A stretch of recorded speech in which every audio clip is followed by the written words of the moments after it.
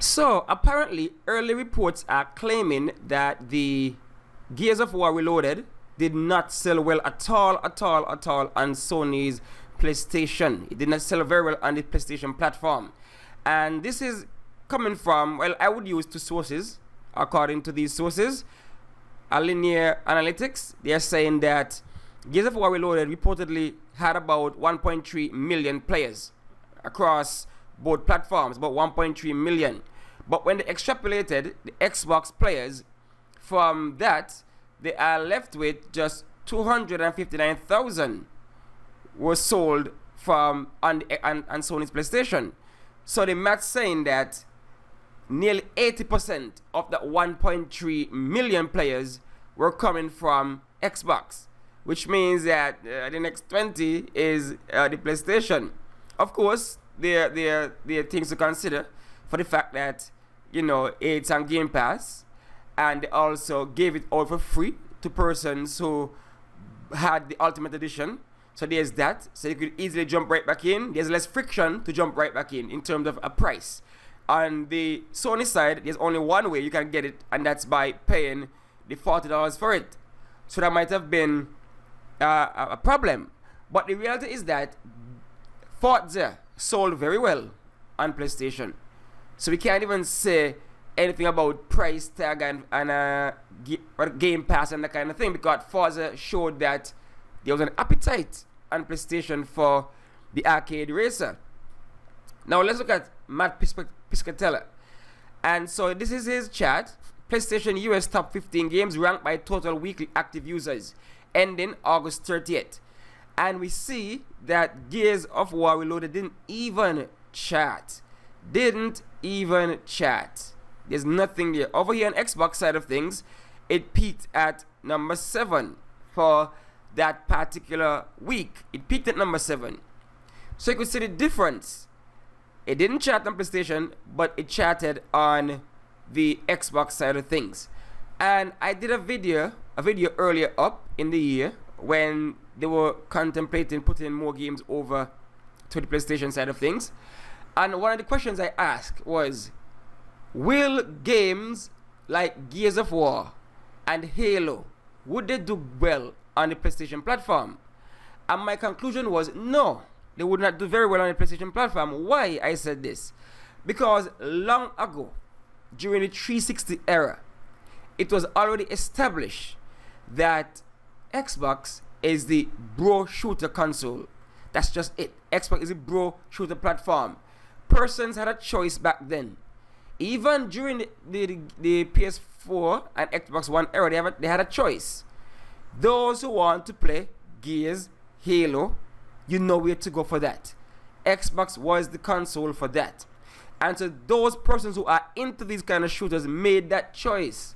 Whereas others who might have been more into the JRPG, because remember they were big during the 360 and the PS3, even the PS2 era. So if you're a JRPG fan, then PlayStation was synonymous with those kind of that genre, right? Remember when Xbox got, I think it was Blue Dragon and this other one, something Knights. I don't remember the full name, but it was a big thing, like a JRPG on the 360. Wow, because that was not what the box was known for. The box was known for being a bro shooter.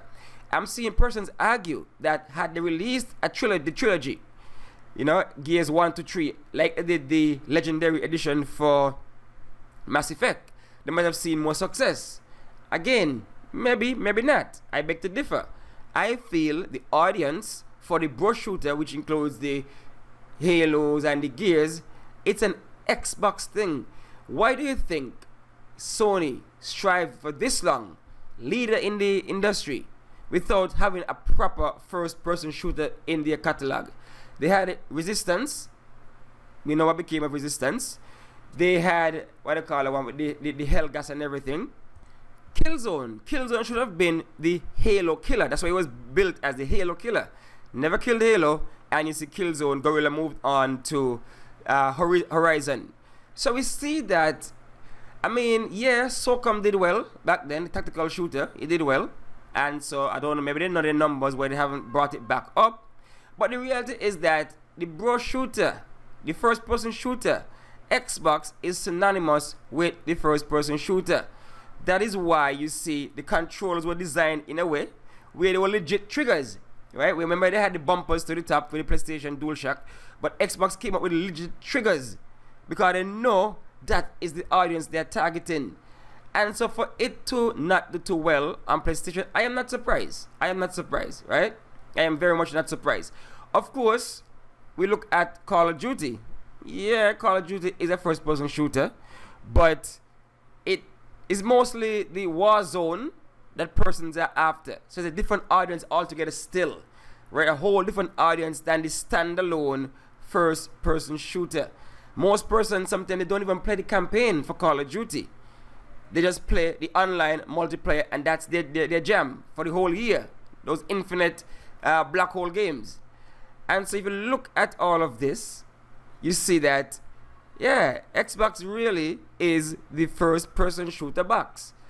And it is a good thing that they bought Call of Duty because it lines up very well with what they are pushing. And so, if the numbers, I mean, it just came out last month, so perhaps there's some more numbers that might come out.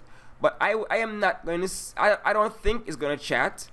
If it chats, it's going to chat very low for highest selling games for the month of August on the systems, right? That might come out sometime later on. Circana would release sometime later on. So yeah, at the end of the day, I'm not surprised that it didn't do as well as they hoped it would have done. I foresaw that, and there's nothing wrong with that, right? They're trying things, they're seeing what sticks, they train everything, seeing what sticks. Of course, Forza made a dent.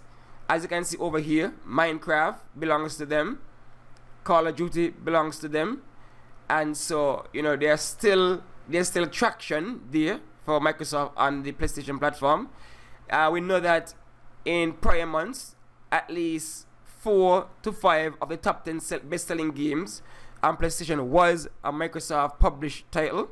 You know, you had Doom, you had Minecraft, you had Forza, those kind of things. So it's a hit and miss because they did miss with some, right? They sent Pentiment out there, didn't really resonate as well. They sent Hi-Fi Rush, doesn't resonate as well. But games like Sea of Thieves did resonate, Forza did resonate. And I think Helldivers, look at there, number 6, right? You see, Xbox love their shooters. Helldivers over here, new, number 6. Xbox love their shooters. Look at that right there. 1, 2, 3, 4, 5, 6, 7, 8. 8 of the 15 charting games for Xbox are shooters. Third person and first person, they are shooters either way. And so you could see that this is the console for shooters. So yeah, it seems as though Microsoft, they're still trying things, they're still a little confused. The identity is just being, they're trying to find themselves, right? They're like a teenager trying to find themselves in this thing. So they're still trying to see what sticks and what doesn't. But hey, that's what we're here for. I'm glad that exclusivity is dead. But yeah, let's work on the part 2 and 3. Reloaded part 2 and 3. Let's work on that, right, Microsoft? Let's work on that. Alright, so that's my video. Like, subscribe. Thanks for watching.